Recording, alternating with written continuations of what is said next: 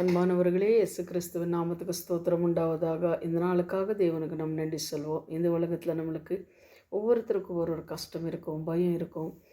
நம்ம கொஞ்ச சிலர் புலம்பு கொண்டே இருப்பாங்க.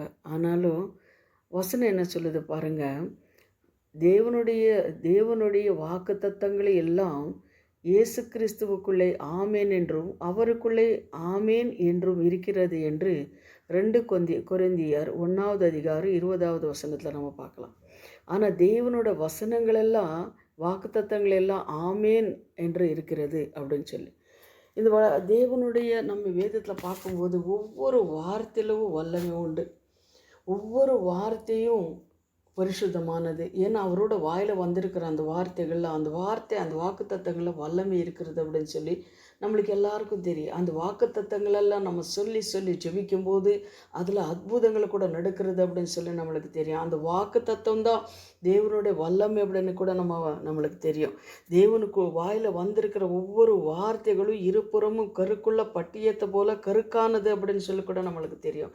அன்பானவர்களே, இந்த உலகத்தில் நம்ம வாழணுன்னா, இந்த உலகத்தில் நம்ம பயம் இல்லாமல் வாழணுன்னா, பரிசுத்தமாக வாழணுன்னா அந்த வாக்குத்தத்தங்களை சொல்லி சொல்லி ஒவ்வொரு நாளும் தேவன பாதத்தில் கேட்டு அந்த வார்த்தைகளை பெற்றுக்கொண்டு அந்த வார்த்தைகளை சொல்லி நம்ம ஜெபிக்கும்போது அந்த வார்த்தைகளை பிடித்து கொள்ளும்போது ஒரு வெற்றியான வாழ்க்கையை நம்ம வாழ முடியும். அது எவ்வளோதான் கஷ்டங்களை வந்தாலும் சரி, அந்த வார்த்தை நம்மளோட இருக்கும்போது ஆண்டவர் நம்மளோட இருக்கிறார் அப்படின்னு தான் அர்த்தம்.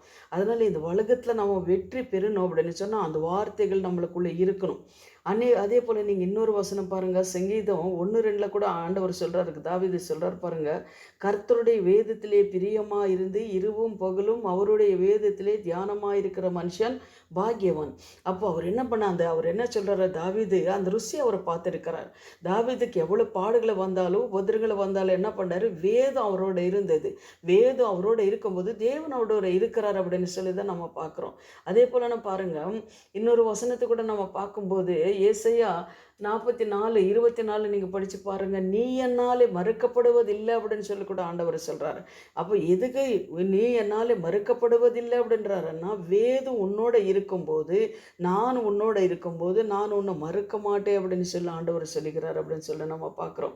அதுபோல் அன்பானவர்களே, இன்னொரு சங்கீதம் 119:11 கூட பார்க்கும்போது, நானுக்கு விரோதமாய் பாவம் செய்யாதபடிக்கும் உமது வாக்கை என் இருதயத்திலே வையுங்கள் அப்படின்னு சொல்லி தாவீது சொல்கிறார். இந்த உலகத்தில் நான் பாவம் செய்யாமல் இருக்கணும்னா உங்கள் வார்த்தை என் இருதயத்தில் வெய்யுங்க ஆண்டவரே அப்படின்னு சொல்லி தாவீது கேட்குறார்.